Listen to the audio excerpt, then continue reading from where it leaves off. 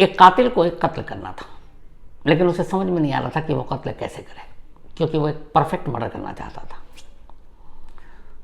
उसने तमाम सीरियल्स देखे, नॉवेल पढ़े, OTT पे फिल्में देखी, वैसे फिल्में देखी, क्राइम के शोज देखे और एक लंबा वक्त रिसर्च करने में बिताया। जब ये सारी चीज़ें उसने देख ली तब उसे एक आइडिया आया। अब उस आइडिया पे काम करने के लिए उसके हर फेस की प्लानिंग करनी थी, A to Z। इसके लिए उसने बाकायदा स्क्रिप्ट लिखनी शुरू की, एक मर्डर की स्क्रिप्ट, एक परफेक्ट मर्डर की स्क्रिप्ट।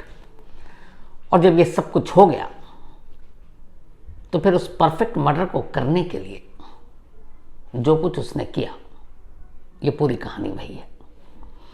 इस कहानी की शुरुआत होती है 6 नवंबर 2018 को। राजस्थान का सीकर इलाके के हाईवे के किनारे कुछ अनजान लोगों की नज़र एक लाश पर पड़ती है। पुलिस को कॉल किया जाता है, पुलिस पहुंचती है मौके पर, लाश को उठाती है, अस्पताल ले जाती है। अब लाश की हालत ऐसी थी कि पहली नज़र में ये एहसास हो गया था कि इसका कत्ल हुआ है, लेकिन कातिल तब ढूंढा जाए जब पहले मरने वाले का पता हो। अब पुलिस ने सारी कोशिश कर ली, उसके कपड़ों से कोई ID कार्ड नहीं, कोई ऐसा सबूत निशान नहीं जिससे उसकी शिनाख्त हो सके। पुलिस ने उसकी तस्वीरें निकाली, उसके बारे में जितनी जानकारी इधर उधर चाहिए थी कोशिश की जुटानी, पोस्टर निकाले, पैम्फलेट बंटवाए और लाश मुर्दा घर में रखवा दिया। उसके सारे सैंपल भी ले लिए, उसके विसरा, उसके DNA, सब कुछ, तस्वीरें, वीडियोग्राफी भी कर ली। और अब इंतज़ार कर रही है कि बस इस लाश को कोई पहचाने और उसके बाद कातिल तक पुलिस पहुंच पाए। लेकिन वक्त बीतता गया, न मरने वाले का पता चला और न ही मारने वाले का। धीरे धीरे 10 महीने बीत गए। 10 महीने तक वो जिसकी लाश मिली थी उसके बारे में कोई सुराग नहीं मिला था। अब धीरे धीरे सीकर पुलिस भी इस केस को भुला बैठी। उसे लगा पता नहीं कोई हाईवे से गुजर रहा हो, उसने लाश को फेंक दिया और यहाँ से निकल गया। न वो राजस्थान का होगा, ना आसपास के किसी और स्टेट का, क्योंकि राजस्थान के साथ साथ आसपास के कई स्टेट में भी पुलिस ने, जो बॉर्डर सरहद लगता है, वहाँ भी उसकी तस्वीरें भिजवाई, सारे थानों में भिजवाई, लेकिन किसी ने उसकी शिनाख्त नहीं की। तो जब लंबा वक्त बीता तो फिर ये था कि सारी उसकी निशानी, तस्वीरें, उसके जो DNA सैंपल, विसरा, ये सब तो रख लिया। मतलब आगे चलकर अगर कभी इस लाश की शिनाख्त हो सके तो उसके बारे में जानकारी जो भी चाहिए वो मिल जाएगी, लेकिन लाश आप कब तक रख सकते हैं। तो इसीलिए फिर पुलिस ने जब लगभग खुद से हार मान ली तो उन्होंने तय किया कि अब इस लाश का पोस्टमार्टम नहीं बल्कि अंतिम संस्कार करा देते हैं। और वही हुआ। पोस्टमार्टम पहले ही हो चुका था, तस्वीरें ली जा चुकी थी, DNA सैंपल पुलिस के पास मालखाने में। अब उस लाश का अंतिम संस्कार कर दिया गया। इसके बाद पुलिस इस केस को भूल गई और लगभग भुला ही बैठी थी, क्योंकि ये 6 नवंबर 2018 को लाश मिली थी। लगभग 10 महीने बीते थे और उसके बाद 8 सितंबर 2019, साल ही हो गया लगभग, अचानक उत्तराखंड की पुलिस राजस्थान के इसी सीकर इलाके में पहुंचती है और पुलिस की बाकायदा पूरी टीम, 5-6 लोग, सीधे वो गाड़ी रोकते हैं थाने के कंपाउंड में और जो भी थाने का इंचार्ज उसके पास पहुंचते हैं, अपनी ID दिखाते हैं, बताते हैं कि हम उत्तराखंड से हैं, देहरादून पुलिस है और एक केस के सिलसिले में आपसे मदद चाहिए। पूछा जाता है कि भाई बताइए कौन। तो एक तस्वीर निकालते हैं और वो तस्वीर सीकर पुलिस को दिखाते हैं, कहते हैं हमें इस शख्स की तलाश है। अब पुलिस उस तस्वीर को देखती है। तस्वीर देखते ही अचानक पुरानी यादें ताज़ा हो जाती हैं।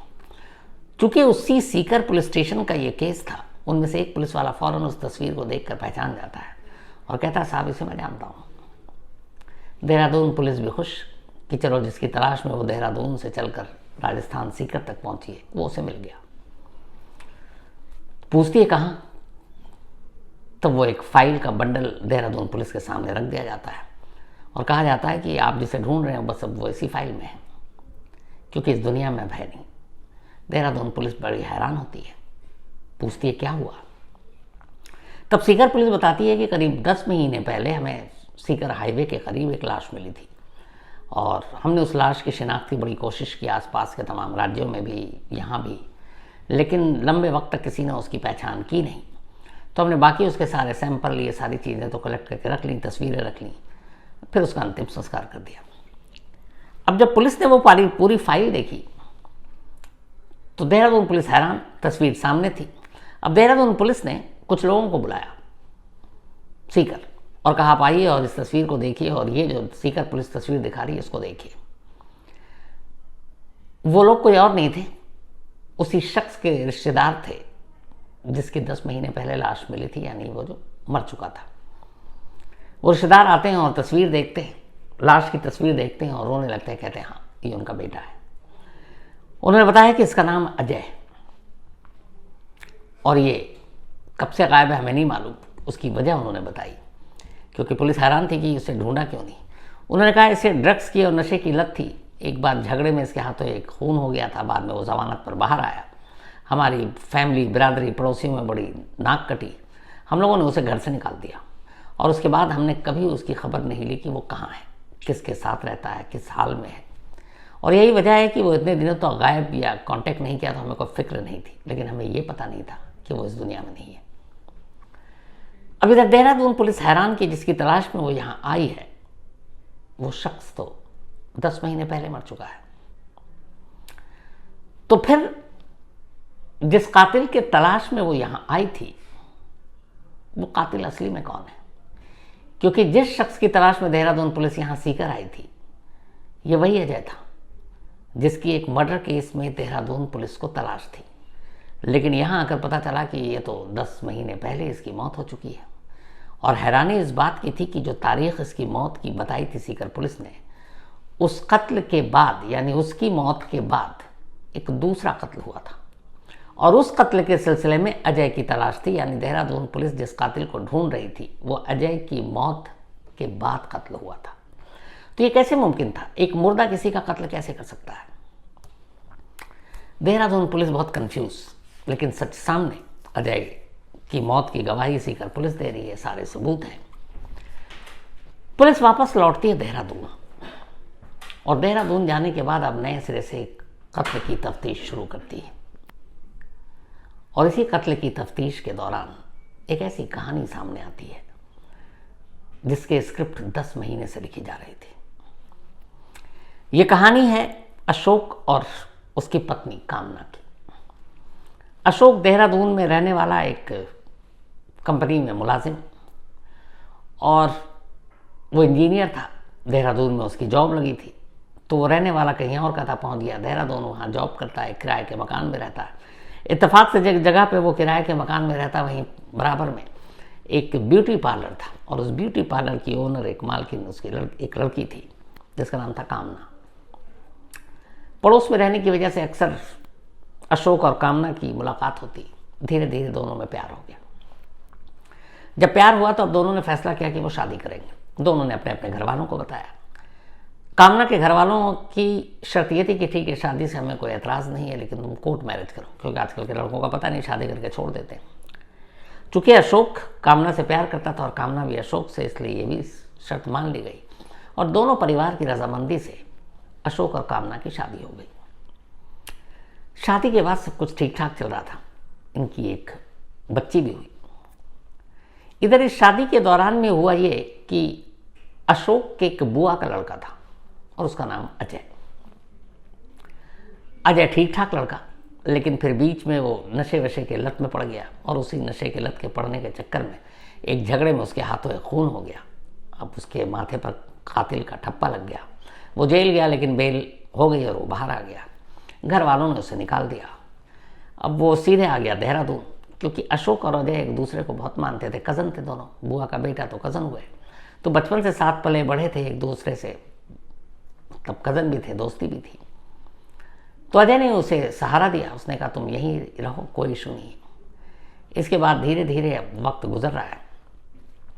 अब अजय की शादी हो गई। अजय की जब शादी हुई तो वो कामना के साथ रहने लगा, लेकिन उसने अजय के लिए एक अलग घर का इंतजाम कर रखा था, प्यार करता था।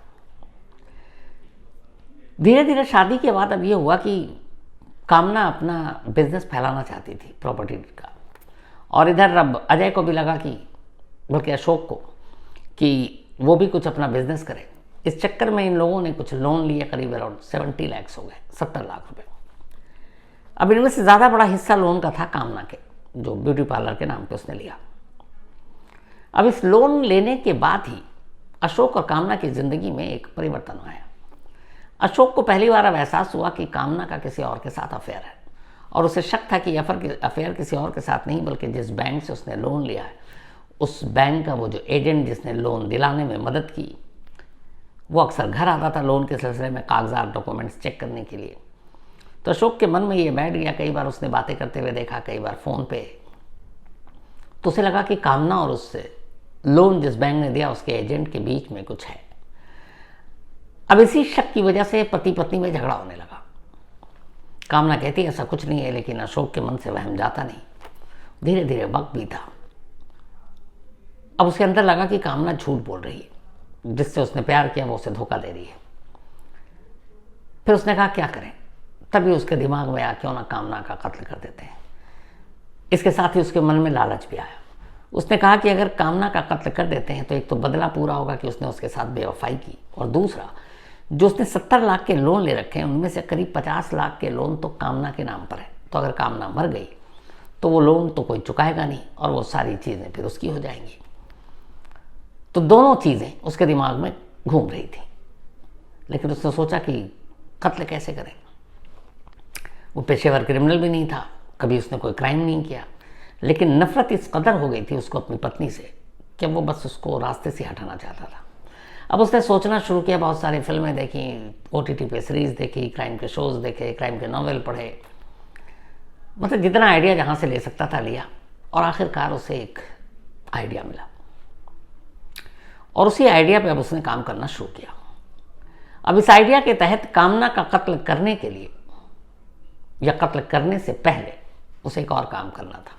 एक ऐसा काम कि कामना का जब कत्ल हो जाए तो पुलिस उस कातिल को ढूंढे जो कातिल उससे बहुत दूर हो। उसने पूरी स्क्रिप्ट लिखी इस कत्ल की, हर स्टेज पे क्या होगा। जैसे मनी हाइस्ट आई थी, उसमें नेक्स्ट स्टेज में क्या क्या होगा वो प्रोफेसर सब कुछ तैयारी करते थे। सेम ये इस तरह से ये अपने आप को एक प्रोफेसर के तौर पे ही मान के चल रहा था। तो उसने पूरी तैयारी की। अब इस तैयारी के दौरान ही अचानक एक कैरेक्टर उसके दिमाग में जो आया, जो पहला चेहरा सामने आया, उसका अपना कज़न, अपने बुआ का बेटा अजय। उसने कहा कि अजय तो अपने घर से निकाला हुआ है, माँ बाप उसकी खबर नहीं लेते, कोई और पूछता नहीं, क्योंकि उसके ऊपर एक माथे पर कातिल होने का ठप्पा लगा हुआ है, नशा भी करता है। तो अगर अजय को कल को कुछ हो जाता तो कोई पूछने वाला नहीं है। तो उसे अपने इस पूरी प्लानिंग का पहला किरदार, पहला कैरेक्टर अजय में दिखाई दिया। अब इसके बाद वो अजय के लिए पहले ही काफ़ी कर चुका था। उसने अजय से फिर से ज़्यादा मिलना जुलना शुरू किया, लेकिन इस प्लानिंग को आगे बढ़ाने के लिए बहुत कुछ और करना था। इधर कामना से उसके रिश्ते अच्छे नहीं थे। इसी दौरान में उसे अब अजय को अपने घर भी लाना ज़रूरी था, क्योंकि ये उसकी साजिश का एक हिस्सा था। तो एक रोज़ वो अजय के पास जाता है और अशोक कहता है कि तो एक काम कर, अब हमारी शादी हो गई तो यहाँ कहाँ खाने पीने का कुछ ख्याल नहीं है, कुछ दिन मेरे साथ मेरे घर पर रहे। तो देहरादून में अजय को अपने साथ अपने घर पर ले आता है और कामना से कहता है कि वो यहीं रहेगा।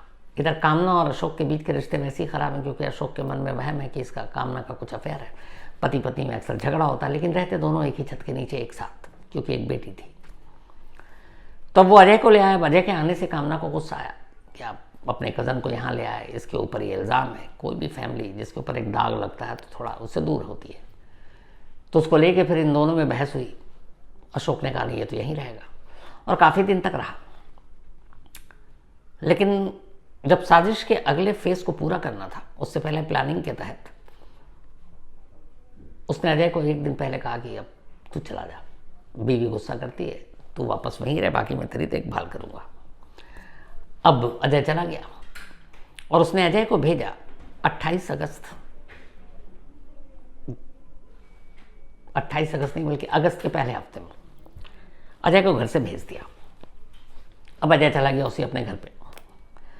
अब ये अगस्त 2019, अगस्त का महीना और 2019 का साल है, और अगस्त